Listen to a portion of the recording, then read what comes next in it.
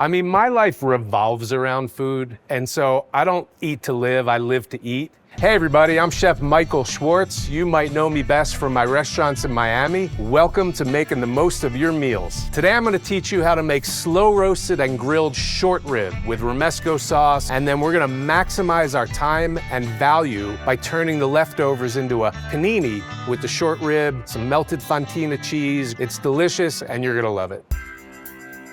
I think if you cook at home, you always want to figure out tricks and methods to maximize the efficiencies and get the most out of the money you're spending. Even a small amount of leftovers can be turned into something delicious the next day. Beef is super versatile. I've been cooking my whole life and I still discover new cuts. The short rib recipe for me is different because typically short ribs are braised, but this was a different idea by slow roasting it and grilling it. It's more about the beef and less about the sauce and the braise. Then the sandwich that we make afterwards, just a great contrast in textures. The unctuous beef and the cheese and the crispy pressed sandwich. Okay, so here we have our short ribs.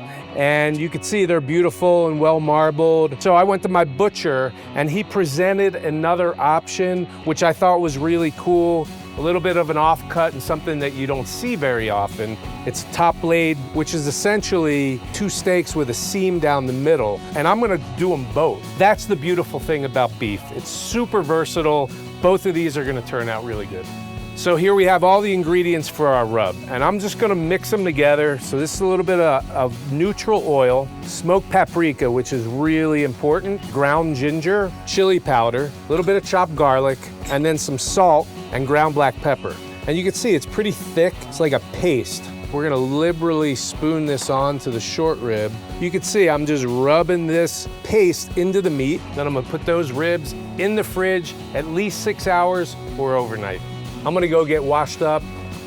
All right, I had a batch that was already marinating, and I'm gonna lay the ribs out on the glazing rack. I have an oven that's preheated, no fan, super important. Everyone's got a really fancy convection oven these days, but we don't want any fan. We want these to cook low and slow for about an hour and a half. At that point, we're gonna take them out. We're gonna take them off the glazing rack, put the ribs right back directly onto the pan. We're gonna add a little bit of water, about a half a cup onto the pan of water to create a little bit of steam. A little bit of gentle heat, cover with foil. They'll go back in the oven for 90 minutes. Sauce time. So romesco sauce, one of my favorite sauce condiments. We're gonna really just dump ingredients into a food processor. Caramelized onions, roasted peppers, a little bit of lemon juice, some sherry vinegar, a little bit of tomato paste, some fresh garlic, a little bit of salt and pepper. So we wanna give this a ride real quick.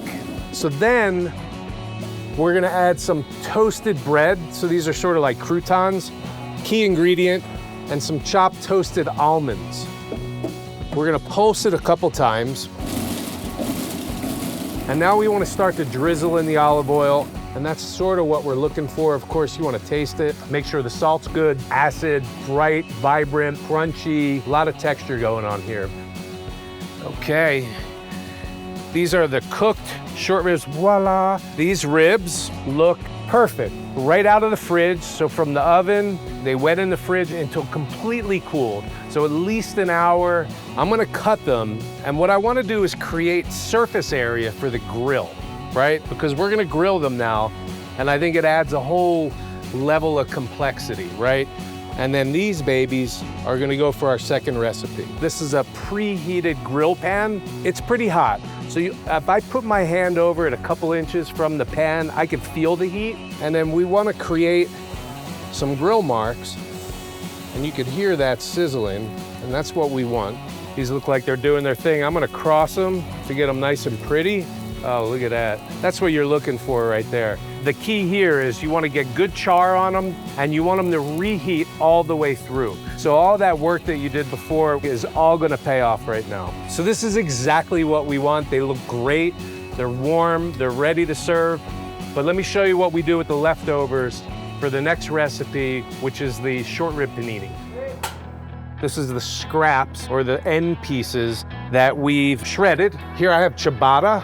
Fontina, it's a really good melting cheese. So I go cheese on top and bottom, and then I'm gonna go right in with the short rib and a good amount, and then some of the grilled onions. So at this point, I'm gonna top this guy. So this goes right into the panini press. Tilt this guy down, give it a little push, and then let that do its thing. I have my chutney ready, the contrasting temperature and textures. This is room temperature. This is cold and peppery. This should be hot and oozy. Look at that. This is beautifully melted. You can see all that oozy, melty cheese. I'm gonna put a little bit of the chutney right on the sandwich, and then I'm gonna stuff it with a bunch of this beautiful peppery arugula. I'm gonna close it up, give it a little cut. Look at that. Wow, 2 awesome, interesting, really unique dishes using 1 cut of meat, leftovers used to make the second dish. I'm not a fan of non-functional garnishes, so if a lemon's on the plate, it's because it needs the acid. Slow roasted, grilled short rib, that's fantastic. It has it all. The romesco sauce and that great texture, cipollini onion on the side. Let's get over to this guy, the byproduct of this guy. Cheesy, melty, crunchy, meaty. This one has it all too, just like a flavor bomb in my mouth. I'm gonna have another bite. 2 dishes, we maximize the value, the time that we put into this. I can't wait for you to try it, you're gonna love it. Watch me and other great chefs make the most of more meals at beefitswhatsfordinner.com. Food brings people together, and I think can solve a lot of problems. We need to do that more. Eat around a table with people that we agree with or disagree with. Yeah, the world would be a better place.